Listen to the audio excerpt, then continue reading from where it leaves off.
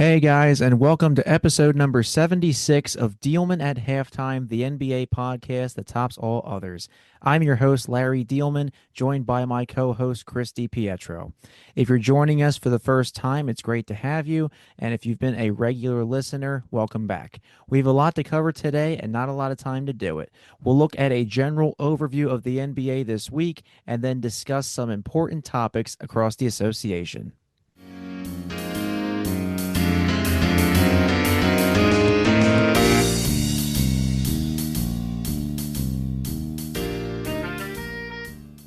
Let's get to our content for the week. Breaking news out of San Antonio, Victor Wembanyama is expected to be out a few weeks with a calf injury. He is currently averaging 26 points, 12 boards, 4 assists, a steal, and 3.6 blocks per game. The Spurs dominated the Kings on Sunday without Victor Wembanyama. The Spurs are currently fifth in a tough Western Conference. Chris, we've been talking a lot about Mr. Wembanyama, and now they have to go a couple weeks without him down in San Antonio. It might be a challenge for their young core, but I think they'll be fine for right now under Mitch Johnson. Yeah, no, this sucks. This sucks. Wemby was playing super well, obviously. My MVP pick is not looking so good right now because he might end up missing enough games to the point where he might not even qualify for the award anymore. But the Spurs really need to take this slow, and I think they will. Calf strains have a bit of a reputation for stressing the Achilles tendon, which obviously, an Achilles rupture can keep you out for up to a year. They're contenders with him healthy, so they really should take this slow. And I think the Spurs will be able to play good enough without him to keep them in the playoff race. But this really massively changes how they play. The defense is going to look totally different without a guy who can block shots. He can block three-pointers from the key, which is just ridiculous. And there's going to be a lot more offensive responsibility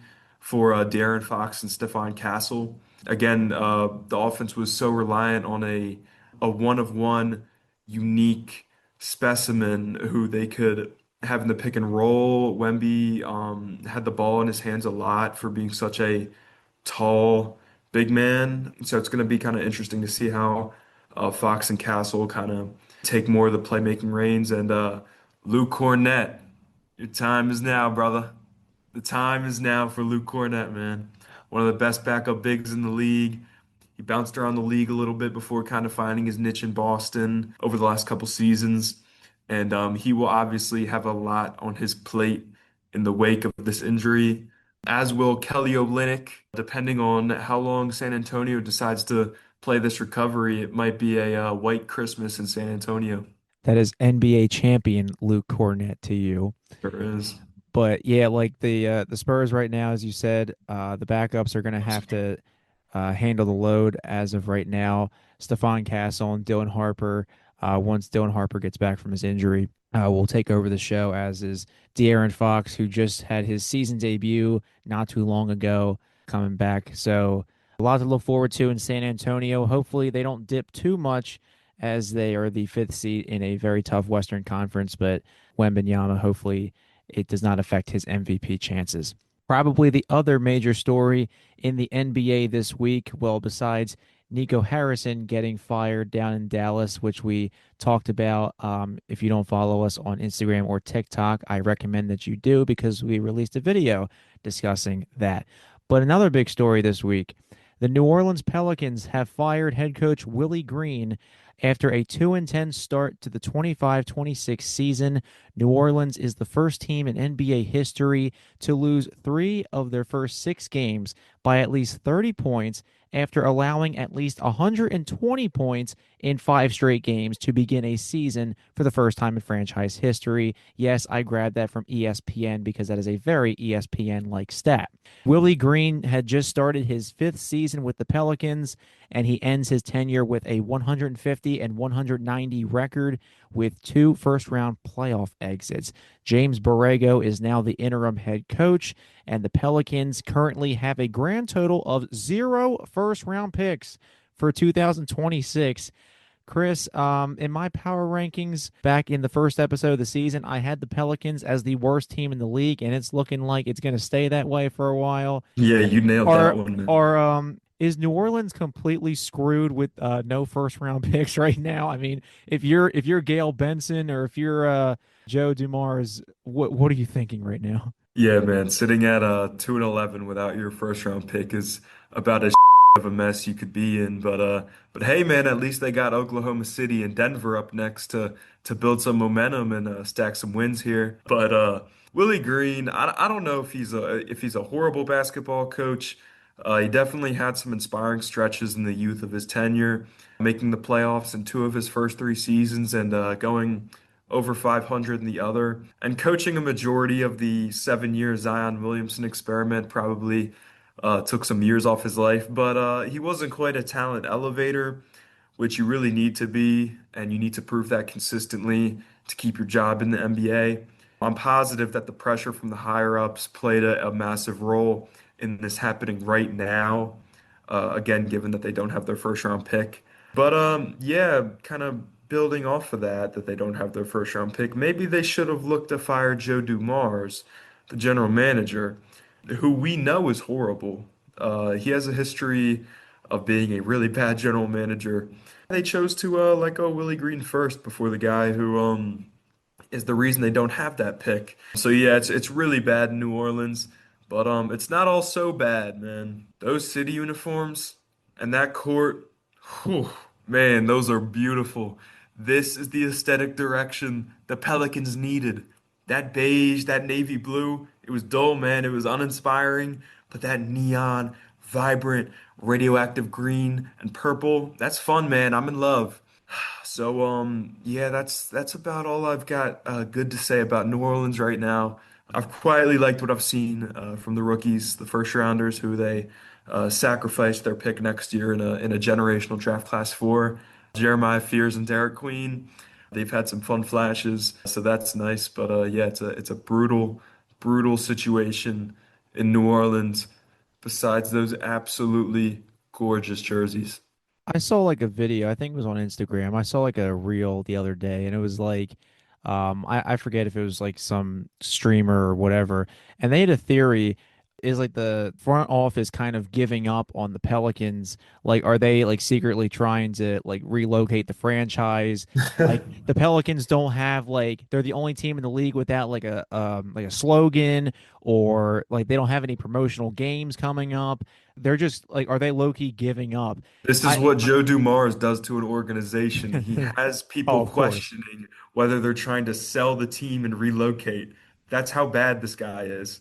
Well, all these rumors about relocation, Seattle and Las Vegas or whatever, the two teams that continually get mentioned about moving either cities or conferences, Memphis and New Orleans, just because they're pretty much on the East Coast. I don't know why in God's name is Memphis a West Coast team, but okay. And then New We're Orleans, fine in the West, oh, of says course. John Morant. And then New Orleans, I mean, they're kind of in the West. They're an hour behind the East Coast, but not really. So I don't know what is going on right now in New Orleans, but it might get uglier before it gets better. This episode is entitled With or Without You. So who's raising eyebrows at the moment?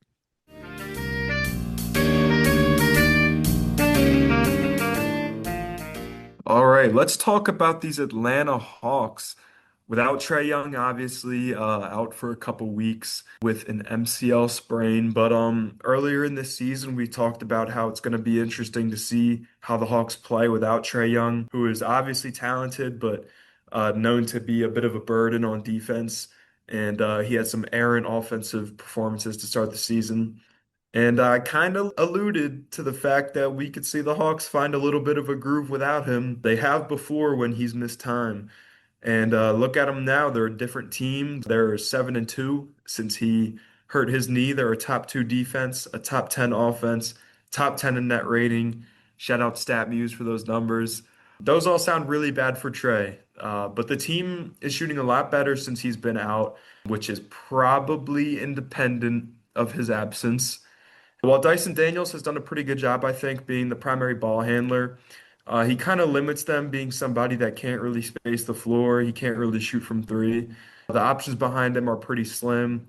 They've tried making Nickeil Alexander-Walker a ball handler, and it's been a bit funky. But this stretch is definitely encouraging still.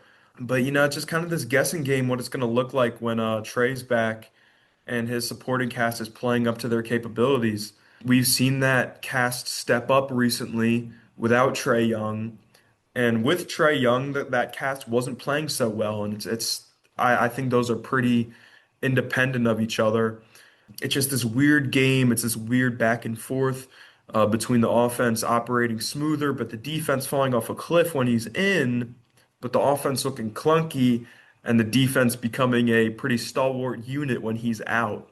I like to think that Trey kind of fits into this supporting cast that has since been playing a lot better since his injury.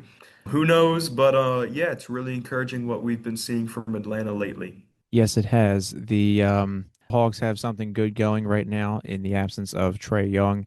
So the Hawks are 9-5, and they are tied for third in the East. Yes, third in the East. And what's interesting is that Kristaps Porzingis was their star asset that they acquired in the offseason. I've been seeing rumors that he might already be on the trade block because of the emergence of Onyeka Okongwu. He's been a nice young talent for them down low. Obviously, Hawks fans went through many years of Clint Capella in the 2020s, but Onyeka Okongwu doing very well in the paint. And Porzingis obviously is not the most healthiest of players ever. Ask any Celtics fan what they thought of that. But my question is, are the Hawks proving that they can win long term without Trey Young? Because we've seen, like, with the Sixers too. It's like, well, Joel Embiid's always injured. We can win without him. And then you get to the actual point where you need him. It's like, oh, yes, we do. So I don't know if eventually they're going to say with Trey Young, well, do we really need you anymore? But then again, you also gave us almost 30 and 10 a night. So it's kind of one of those do you not? But I think the Hawks are doing very well. Like you said, Dyson Daniels was a monster last year on defense, and they got Nickeil Alexander-Walker, another great defensive player. He's not like a superstar or anything, but great on the wing. Um, Superstar role player, man. He's oh, great. of course, of course. He was on the Timberwolves team. That Timberwolves team was disgusting with him. So I think the Hawks are showing that they have the capability to win right now. Are they going to win long term without Trey is yet to be determined. All right, let's take the wheels up. Let's take a plane, a car, a bus, whatever you want to take. We're going to cross that border. We're going to go to the six, baby. This is the stretch we've been waiting on in Toronto in this Darko Rajakovic edition of the Raptors. They're 7-1 in their last eight with Charlotte, Philly, Washington, and Brooklyn on deck. So, you could see them being maybe 11-1 in their next 12 with that type of schedule. They're 2-0 in Cleveland this year, which I thought was really interesting and really impressive. And Scotty Barnes, man, he's playing really well. He's been a really fun player with his athleticism, obviously, his defense, his playmaking instincts, which you probably wouldn't expect from him. So he's always kind of been a great player for those reasons, but he's taken a really big leap shooting the ball. He's shooting 41% from three this year, up from 27% last year. I think he's leading another All-Star campaign, in my opinion. He looks really good this year. He's playing really comfortable. I think Brandon Ingram's played well. Obviously, their big addition. I don't think he's exactly the greatest player of his archetype, which is a kind of more ball dominant wing. But just watching him play, man, he's a hooper. You could tell that whatever gym he goes to in the offseason, man, he's cooking them boys. He can put the ball in the hoop, and he has been this year at a pretty efficient clip. We'll see how long that holds up. That's kind of always been the question with him. I'd really like to see them play better with Scotty Barnes and Brandon Ingram on the court together. I saw some pretty concerning metrics about them on the court together, especially on defense. You can tell it's almost like what we saw from Paolo Banchero and Franz Wagner to start this season with Orlando. They just haven't quite found their niche playing with each other yet on offense. But if Rajakovic can find a way to have them both playing really well on the court together, I think Toronto could be really legit. They're really talented. Colin Murray Boyles, the ninth overall pick in this draft, he's been really promising. Toronto needed another wing who could play with energy and defend just like Barnes. And he's been that and more. He was a really good defender, obviously, coming out of South Carolina. That was his claim to fame coming into the league.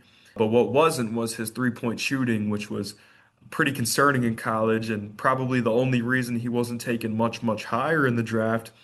But he's shooting 50% from three on two attempts a game this year. So, yeah, he's looked really good. Mamu and Jamal Sheed have been great, kind of low cost finds for them. They've given the Raptors really good minutes off the bench. And I think this is the most together we've seen the Raptors play in this Darko Rajakovic era. I questioned their kind of direction as a team in the beginning of the season. I thought they had a lot of talented players. I really questioned the fit. I questioned the coaching. I questioned whether Scotty Barnes could really step up and be that 1A type of player, which, he's shown a lot of improvements this year. And I really think it's kind of safe to consider Toronto a legit team in the East. Maybe not a team that we'll see in the conference final or anything, but a team to take seriously and a really improved team from the other editions of the Darko Rajakovic era, the previous years. They look a lot better this year. Yeah, a lot of improvement in Toronto. The Raptors right now 8-5, fifth in the Eastern Conference, and the trio of Brandon Ingram, Scotty Barnes, and R.J. Barrett averaging about 60 combined points per game, so about 20 apiece. Very good if you're a Raptors fan or if you are Darko Rajakovic. And as you mentioned too, Colin Murray Boyles, he is eating on the offensive glass. He's a high energy player, man. He's been fun to watch for them, and like I said, they needed that type of guy. Yeah, no, the Raptors just they needed some help. The last couple of years, they've kind of just been there. They just show up and get their check and Flat. clock out for the They, day. yeah, they've been flat, and yeah, it's looked a lot different this year. So hopefully they can keep it going. Manuel quickly right now is pretty much their primary ball handler. So a lot of good things going in Toronto, and both the Raptors and the Hawks. I went on the standings right now. Both teams are doing much better on the road than at home. Like both of them are about 500 at home, but they are killing it away from their respective home arenas. So that's something to really pay attention to as well if you are a team hosting them in the next couple of weeks and months. Yeah, shout out the Hawks, man. Shout out the Raptors, Road Dogs, playing some really good basketball right now. Some improved teams in the East. But let's pivot to a not so encouraging team right now out west.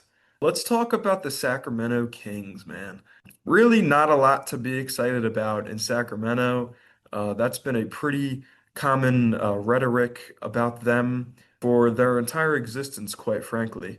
But it is looking particularly kind of depressing right now. They have so many players on so many big contracts. The coaching's been a mess, kind of. They thought they found something in Mike Brown, and then they didn't. The Bulls West, man, the Bulls West. The Bulls really tried to sell all of their big contract players a couple years back. They were kind of known for just being this 36 and 46. That definitely does not add up to 48. You mean Does it? 82? 82, 82. Does it? 40, 48. What the? 36 and 46? Is that 82 Yes, games? yes. All right, maybe I do know a little math. Says the But guy who said just said 48. Okay. All right. Chill out. Speaking of 48, that's what Zach LaVine will be making for the next 100 million years, it feels like, for being a good player. They got good players. The Kings have good players. They got good players, Hmm. right, Larry? I mean, they got good players, Yeah, yeah. but on these contracts and their fit. And, Levine and DeRozan are just so ball dominant. And Sabonis can't really play defense, and he's not the greatest rebounder, being as skilled as he is on offense. They just gave Keegan Murray a bag, who's a good player. Malik Monk, good player. The Dennis Schroeder signing is looking like a wash already. He's 31 and he's on a 3-year deal, and he just lost his job to Russell Westbrook, who stepped in the building maybe, I don't know. When did he sign with Sacramento? Like a week before the season started, it At, feels at like. least like a month or so ago, maybe. Yeah, like I mean, he just stepped in the building and he already took Schroeder's job, who they signed to a $45 million deal. Their draft picks, Devin Carter has been pretty underwhelming. I do like Nick Clifford. I think that's maybe the one thing that Kings fans might be smiling about nowadays. But there's not a whole lot. Larry, where is this team headed? Because I don't know, and I don't think they know either. Where are they headed? Purgatory. The Kings, good lord, they are 3-11, 14th in the West, currently riding a casual 6-game losing streak. God, man, Uh, it's so they bad. are also probably, I think, objectively, they are the fourth best team in California behind the Lakers, Clippers, and Warriors. I mean, am I wrong? They're behind the Unk squad, man. What I mean, the fact Locked that in. Sacramento, the fact that you are the capital and you have the fourth best team in the state is concerning. So, head coach Doug Christie, who stepped in last year as the interim, but now he is the head coach. Doug Christie recently said after a game, and I quote, I wish I could have put on the jersey. At 55, I would have showed you better than that. End quote. This man is saying that his players basically are trash or they're just not showing enough effort. The Kings have had recent losses to the Timberwolves twice, and they lost to the Trey Youngless Hawks, so that's not good. I don't know if this DeMar DeRozan, Zach LaVine thing is going anywhere, considering if they couldn't get it done with Chicago, are they really getting it done in Sacramento? You know where it's going, Larry. You know where it's DeMar going. DeRozan, if he played in the 90s, he'd be pretty damn good. He's just he He'd be, doesn't have be giving Jordan a run for his money. he doesn't have a 3-point shot.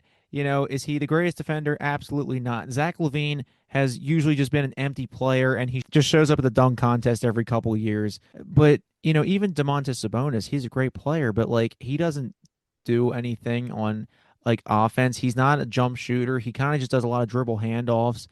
It's like I don't know what to do if you're Doug Christie. They have a lot of old players. Maybe the Clippers are the more unk squad with more publicity than the Kings, They don't look but too good either now. the Kings. I don't know what you do. You trade De'Aaron Fox. You get rid of Mike Brown, who got you somewhere for the first time in years. And I think that playoff streak where they missed the playoffs for so many years, yeah, that streak might be coming back. Yeah, run it back, man. Because like what the hell do you do? Like I don't. The only tradable piece on this team right now with a big contract is Sabonis. And even then, it's like, who really wants Sabonis? I mean, it's becoming, I think, increasingly hard to win in this league without a center who can really hold it down in the paint on defense. And Sabonis is not that, man. It seems like he's doing his best Nikola Jokic impression. And again, like, he's a good player. This team has good players, but this team is a donut, man. You eat it, it tastes good. Zach LaVine tastes good. Sabonis tastes good. DeMar DeRozan, Wait. Keegan Pause, Murray, pause. Malik Monk. They're good players. They're good players, Good all right. players, but I don't know about the mesh. But They're empty, man. This team is empty. This team is soulless. And you can't really blow it up. I mean, you can do the best you can, but like, who the hell's going to trade for DeMar DeRozan's contract? Who's going to trade for Zach LaVine's contract? We'll see if this Keegan Murray thing ends up being a similar sort of disaster. I think he's a good player, but I don't know if he's a $140 million good a player. And a young core consisting of Devin Carter, who might not have hair in 2 years, Neek Clifford, and Keon Ellis is not taking this team anywhere. They're promising bench pieces at best. Man, shout out Keon Ellis. Keon Ellis is a good basketball player, high energy defender, shoots the ball well. Keon Ellis does everything that a winning basketball player needs to do, and he is just stuck in hell. he's on the wrong team. AKA Sacramento, California. It's really sad. I feel for him. I feel for Kings fans because we could sit here and ask all day, like, what the hell do you even do with this team? It's really sad, to be honest. Transitioning from that, Chris, I think we both need to say if we were the owner or the general manager, what would we do to fix the We going to Sacramento Vegas, Kings? baby. We That going to too. Vegas. Oh, of The course. city is cursed when it comes to basketball, man. We're going to Vegas. We're getting that Vegas bag. We're taking a I think Sacramento is a soulful city, but they really sucked the life out of the basketball scene here with how painfully mid the Kings have been for their entire existence. So you know what? We're gonna go to a soulless city in Las Vegas, and man, we're gonna inject some hoops hype into them, man. We're gonna blow it up. We're gonna wait 5 years for Levine and DeRozan and Sabonis to expire because you're not getting nothing for them in a trade. And we're going to start from the ground up. We're going to get Bryce James. He's not far at Arizona University. That's the plan for Sacramento. We're going to Vegas. We're getting Bryce James. You hear how ridiculous this sounds? That's how depressing this Kings situation is. It's ridiculous, man. What are you doing if you're the Kings, Larry? If I am the Kings right now, because obviously a lot of contending teams are not going to be, breaking up their core or anything. No one's going to be shaking up. No one's going to pull a Nico Harrison and trade Luca every single year. So I think what you have to do, you have to call up some bottom feeding teams and see if they want to make some trades and have players that are established and win now. So you have to break up DeMar and Levine, first of all, but I have two players that could possibly be candidates. Herb Jones of the New Orleans Pelicans, always a solid defender. He is stuck in hell, also known as New Orleans. So maybe go get him, get a defensive piece because the Kings, I don't know what they're doing these days. Obviously, DeRozan and Levine do not play defense. Michael Porter Jr. of the Brooklyn Nets is averaging a career high 24 points per game right now, and he's been shooting the lights out. Are you suggesting that the Sacramento Kings need Michael Porter Jr. right now? What's what? Okay, okay. Tell me what's better, watching the Kings now or watching Michael Porter Jr. drop 40 with no assists? Man, I mean, the Kings fans are gonna have fun watching Michael Porter Jr. Nets Just fans are already watching. They're having fun watching them. So yeah, why? they must be having fun. They're not winning games, but they're having fun watching Michael Porter Jr. Yeah. No, that's just hilarious. It's an interesting suggestion. They just gotta find a way to get off these contracts, as impossible as that sounds. I think they should hit up a bottom feeding team. Man, if the Pelicans traded Herb Jones for any of these empty calorie players on the Kings, I mean, honestly, it wouldn't shock me with how horrible Joe Dumars is. Uh, Actually, hold on. I had another one. So I was okay. going through my notes and I realized it was on the next page. So there have also been rumors the Mavs are trying to blow up their team, Kyrie and AD. Do you call the Mavericks and say, what about Anthony Davis? He makes more sense in Sacramento than Los Angeles because of the Unk lineup over in LA. But hell, at this point, try anything. Anthony Davis, honestly, you got to do something. I don't know. Yeah, we're getting really ridiculous right now on Diehlman at halftime, and that just goes to prove how ridiculously bad this Sacramento situation is right now. So yeah, we'll see how the Kings look in. We'll check back in 5 years. How about that? Okay, cool, cool.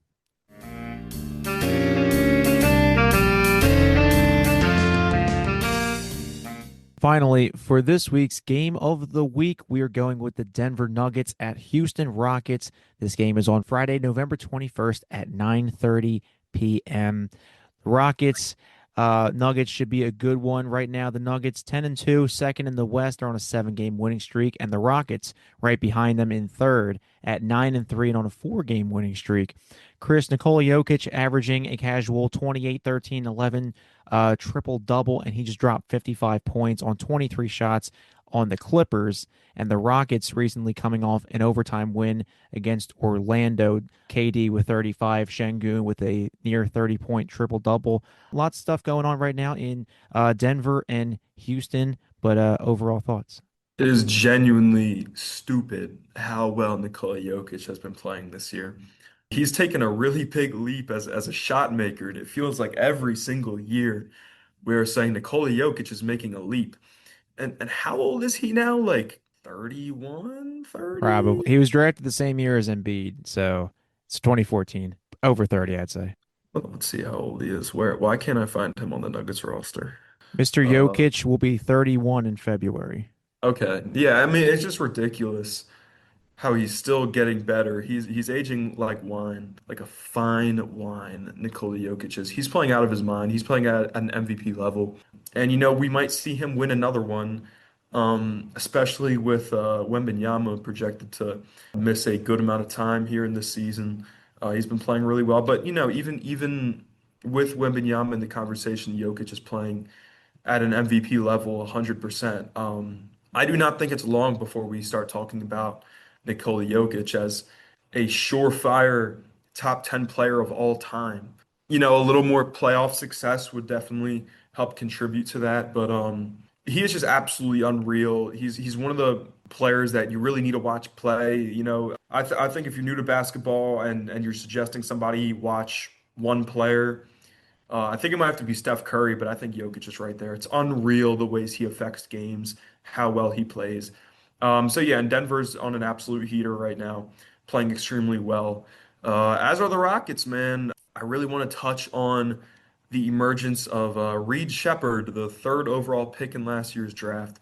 We got a really bad look at him against Oklahoma City in the opener. He played really pitifully, to be honest with you. It was kind of sad because I like Reed Shepherd. I'm rooting for him, but he's playing with a lot of confidence right now. I believe he's shooting like 54% from three. 47.8 to be exact. On the season. He's shooting higher than that within the last stretch of games. He's playing confident, man, and Houston really needed somebody to step up in the ball handling role. As soon as Fred VanVleet tore his ACL, unfortunately, really sucks for them. But Reed Shepherd's been playing with confidence, man, and he's a fun player. The rest of this Rockets team, Kevin Durant, still Kevin Durant somehow, some way at age 37. That's gonna be a really fun game. Two West heavyweights, but I have a hard time choosing against Nikola Jokic in anything right now. So I'm gonna go with the Nuggets. I'll call it 115 to 105, Denver. Okay. So also with the Nuggets, Christian Brown is going to be out for the next 6 weeks with an ankle sprain, and he was kind of struggling Didn't before know the that. injury. Yeah, he was Uh, not having a good season. Aaron Gordon, though, has been taking a nice leap this year. So the Nuggets will be tested without Brown for the next couple of weeks. The Rockets, like you said, overall, great core. Reed Shepard's doing great. Amen Thompson is Amen Thompson. So I will go against you. I will go with the Houston Rockets, 128, 123. This will be the last time you pick against Nikola Jokic, buddy. You hear I mean, I was thinking, but I'm like, that? I don't know. So.